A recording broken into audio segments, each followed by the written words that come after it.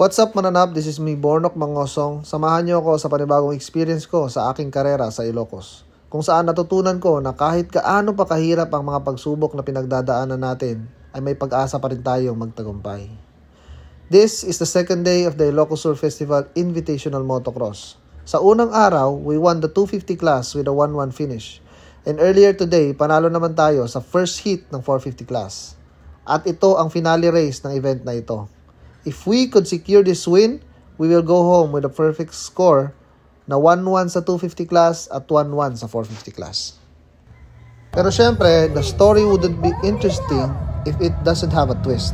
Sa umpisa, it was just a normal race. 15-second bar is up, then the gate drops, unahan kaming lahat sa first corner, then I get tangled up with Glenn Aguilar at napunta ako sa loose gravel, making my rear tire to lose traction, causing me to crash. In that moment, I realized napakalaki ng sinayang kong pagkakataon. Yung chance ko na manalo biglang naging malabo. Habang yung ibang riders ay nauuna na, ako naman nasa pinakahuli at dumagdag pa yung hirap na hindi ko makita yung kalsada dahil sa kapal ng alikabok. Habang naghahabol ako, syempre dumaan sa isip ko yung pakiramdam na ang tanga ko naman, sinayang ko yung pagkakataon at pagkapanalo ko sa first heat. Alam mo yung kasabihan na pera na naging bato pa. Yung moment na ganun, napakiramdam mo you wasted your chance at wala ka ng pag-asa. Alam ko lahat tayo na experience na yun.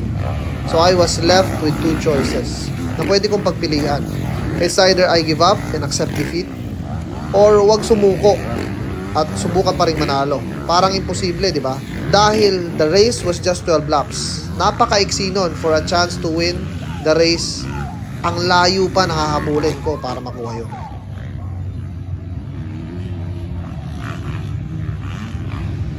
At the end of the first lap, we are still at last place, trying to pass our first rider. And yun, dumating na nga yung unang overtake. Nakuha natin siya sa may tabletop dahil nag-inside siya, and I took the outside line to gain more momentum. Ngayon nakatutok naman tayo kay Bebet de la Cruz, trying to find a way kahit na gaano kakapal yung alikabok to overtake. Ayun, nakuha natin siya. And I tried to clear my lens. Tinanggal ko yung tear-off ko para mas maging maganda yung vision ko, dahil ang vision ay very important. I set my sights sa sinusundan kong rider ngayon, si Ompong Gabriel and CK Ramento. Napakahirap nga dahil kapag naghahabol ka, ang problema mo is yung lines and yung vision. Hindi mo makikita yung ruts, hindi mo makikita yung mga bato na pwede mag-cause ng another crash. This is the second lap. Dumidikit na tayo kay Ompong Gabriel at CK Ramento. Their lines is different than mine. Ang linya nila is inside, now I'm going outside.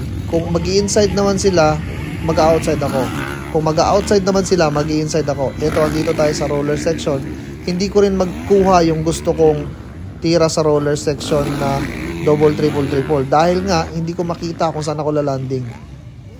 So, for me to be safe, I tried to just double. Ayan, nakadikit na ako kay Ompong Gabriel and kay CK Ramento. Hinahanapan ko ng butas kung saan ako pwedeng luminya para ma-overtaken ko silang dalawa.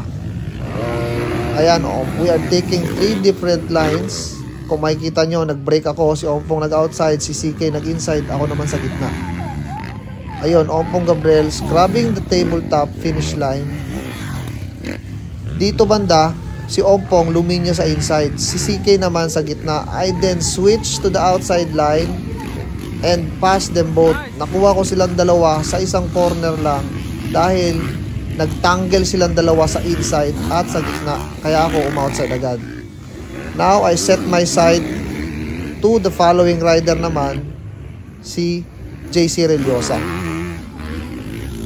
Medyo malayo ang gap nila sa akin, and ang problema pag medyo malayo ang gap, yung mga corners na dinaanan nila ay mapupuno ng alikabok. So I tried to go a little lower on the berm para hindi ka uma-overshoot.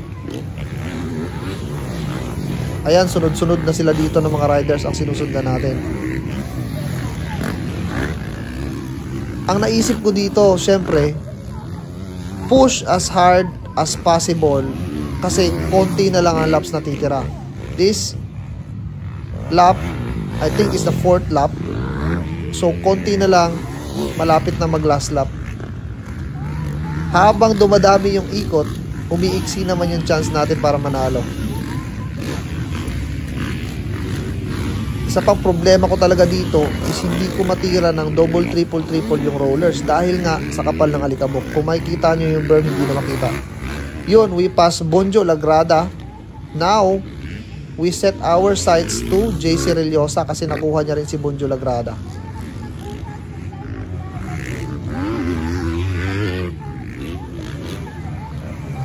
Yun, JC takes the inside line. I take the wider line outside. And then pagdating dito sa last corner na to, outside ulit ako, trying to get that momentum to pass. Ayun, nakuha natin siya. Yun, kung makikita nyo sa ere, nakalingon pa ako. Kung hinitingnan ko kung saan na yung mga leader, kaya ko pa bang habulin? May chance pa ba tayong makadikit sa kanila? Dahil nga, you look at where you want to be. Eh, tinitignan ko, siguro naisip ko na kaya pang habulin to. Konting push pa. Talagang effort lang ng effort. Makakadikit din tayo. Ayun, nakikita ko na nga sila McLean Aguilar, sila Jeric Mitra, Ralph Ramento, and Glenn Aguilar. Kaya medyo ginanahan na ako sa point na to. Ayan, I'm now following Glenn Aguilar. He's taking the berm. I'm also taking the berm. And Jeric Mitra goes to the inside. Medyo na-delay si Glenn doon. Ayun, nakuha ko na si Glenn Aguilar.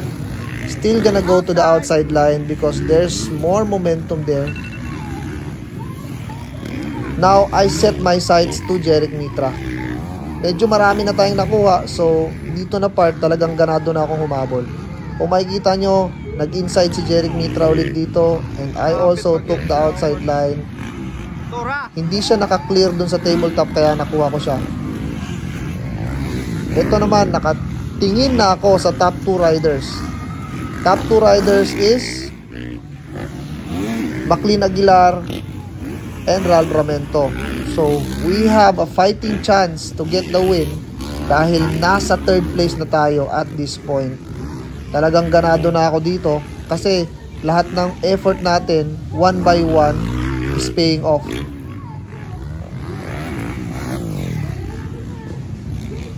As you can see, McLean Aguilar and Ralph Ramento is going on the inside line.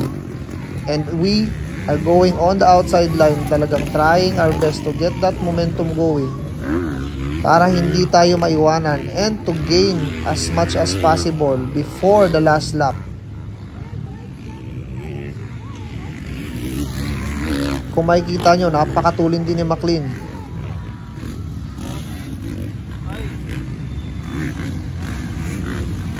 We are now on the roller section, trying to close the gap between McLean Aguilar and myself. Ayan, kung makikita nyo, talagang I tried to jump as low as possible para lang makadikit ako sa kanya. Kasi once na lumayo siya konti, mapupuno na naman ang alikabot yung kalsada at hindi ko naman makikita kung saan ako lilinya. Dito, we take different lines. McLean Aguilar takes the inside, I take the outside line, passing him, getting the 2nd place position from McLean Aguilar. McLean tries to block my line but unfortunately for him, naging mas maganda yung momentum ko. And now, I set my sights to Ralph Ramento. Konti na lang kasi, lalabas na yung last lap. Kaya, syempre, I tried to close the gap as fast as possible. Dahil kung hindi ko siya aabutan, he will get the 1st place and I will get 2nd. And syempre, at this point, naisip ko na this is possible. Kayang humabol. Kaya yun yung naisip ko. And syempre, gusto ko pa rin makuha yung 1st place kahit na we are already at this point an overall winner. Kapag natapos tong karera na to, na 2nd place lang ako, we still get the overall because at the first heat, Jeric Mitra has 2nd place and Ralph Ramento was 3rd place. Kaya kung sum up yung mga points, I will get a point higher than Ralph Ramento. As you can see, Ralph Ramento, double-double siya. Ito, trumipol ako. Yun ang problema, na overjump ako sa triple. Yun yung gusto kong gawin kanina pa eh. Na double, triple, triple. Ang problema ko is you cannot see where you have to land.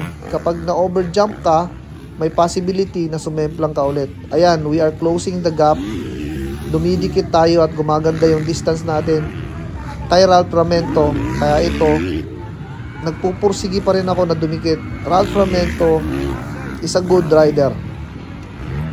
Napakatibay rin ang resistensya ni Ralph Ramento. Kaya if hindi matibay ang resistensya mo at hahabulin mo siya, magkakaproblema ka and you will get a big problem trying to pass him.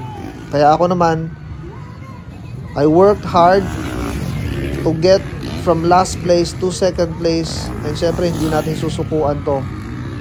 As you can see, I took the outside line, Ralph Ramento took the inside, kaya I get a better drive. Nakuha ko siya doon sa tabletop na yon. He is now following and trying to block the line that I have, pero syempre we have better momentum. Kung makikita nyo, tumingin pa ako kay Ronron kasi nakita ko na nakuha talaga natin yung first place kahit na sumemplang tayo sa first lap, first corner. At napakaswerte natin dahil hindi tayo sumemplang sa dami nating very sketchy na pagkakamali. Minsan nagkamali ako dun sa rhythm section na overjump ko yung triple. Ayan, we are trying to build a gap from Ralph Ramento. Our lines na pinipili sa karerang ito was all working out.